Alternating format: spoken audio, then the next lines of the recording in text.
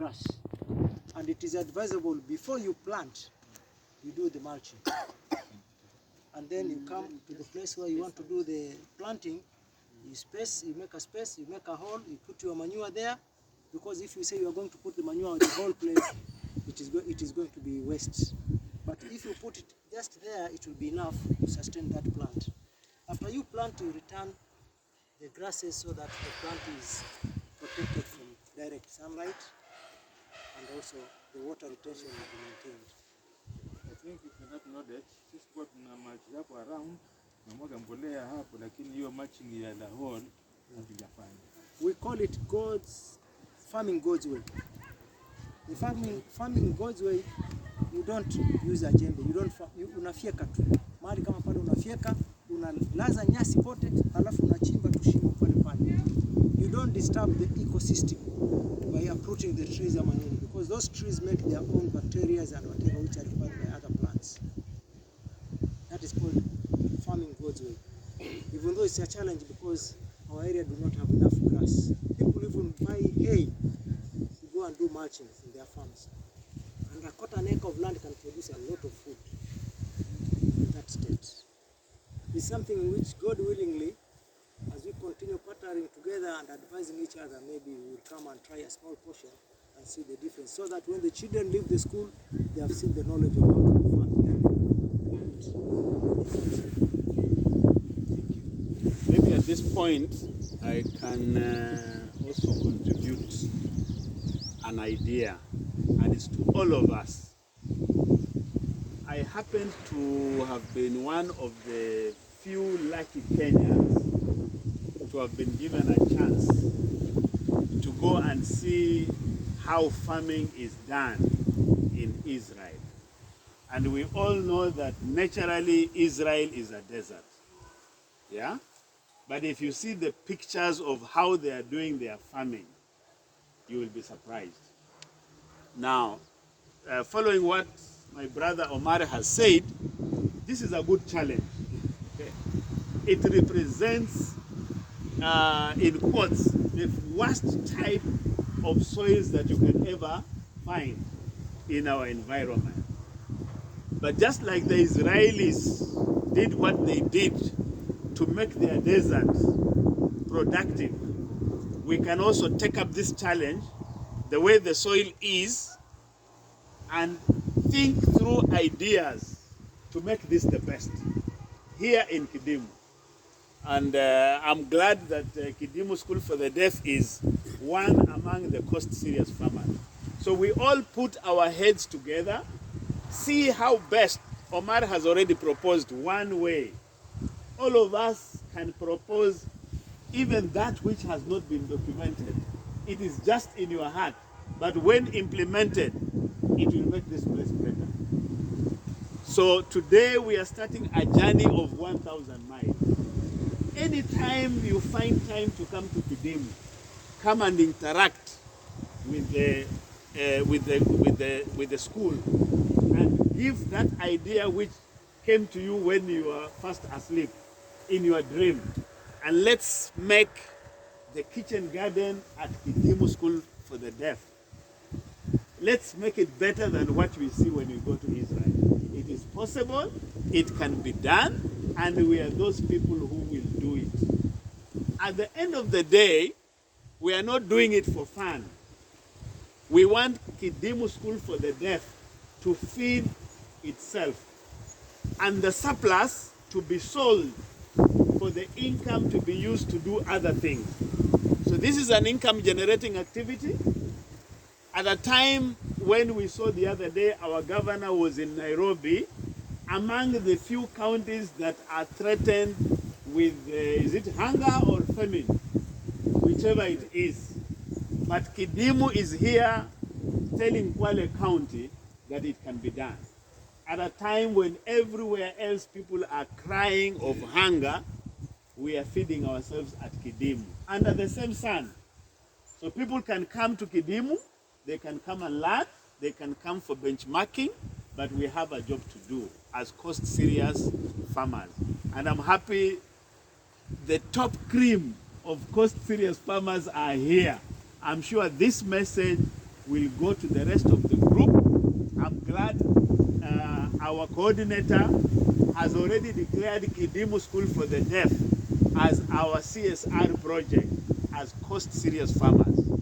So it's up to us to put our all intellect, pockets, stomachs here in Kidimu to make it a success story. Thank you very much. Thank you, Masai. Thank you, Masai. Good speech, Masai. Very inspirational. When we talk about dreams, Yes. there's a saying which says, when you see a dream in your heart, never let go of that dream. Because dreams are the tiny seeds where a beautiful tomorrow is born. We have a dream. These children are normally say, disability is not an inability. We have seen these people whom we say that they are disabled do wonders. God has given them seventh sense. We normal people, we've got sixth sense, but they've got a seventh sense. Even though they don't hear, they can feel something before you feel it or see it. You see? I'm saying this because a good example is my boy here.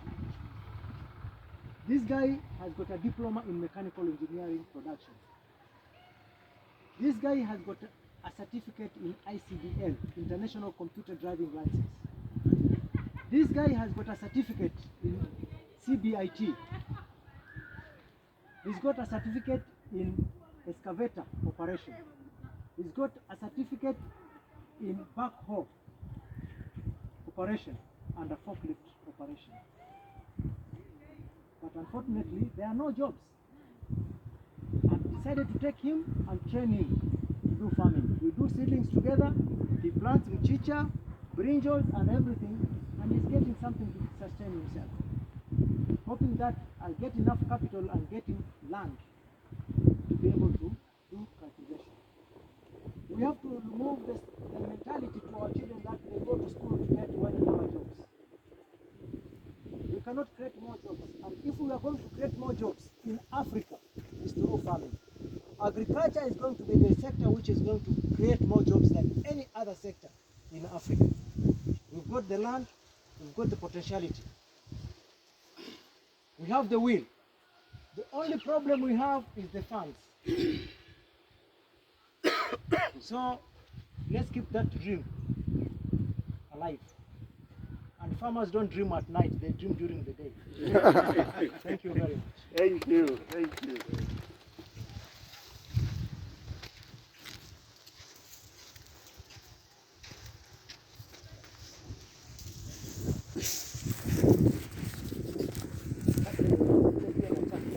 This is very hot.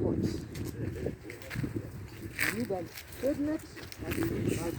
We need from that shade net, we need the whole of this area covered under shade net. That's our next plan. This is already a sign that farmers can live here. If you see along on that side, and imagine if this place was covered by grass, all of it, and then it And there's manure inside. and then because there's plenty of water,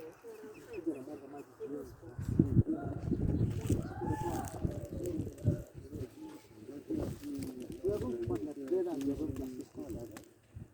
The other side you are seeing grass. Our plan is to clear that and have an open field with drip irrigation without the shade net. Then from there up to the end here, it's covered under shade net. That's what is in our heart. Hopefully, with partnerships, that dream will come true. Tunasonga mbele. Something the head teacher can say about this teacher here. I'm always starting with Mtamwakuyu yuko wapi? Haya, mchicha huu wengine wanaona kwa mara ya kwanza. Hapa. Huu mchicha huu.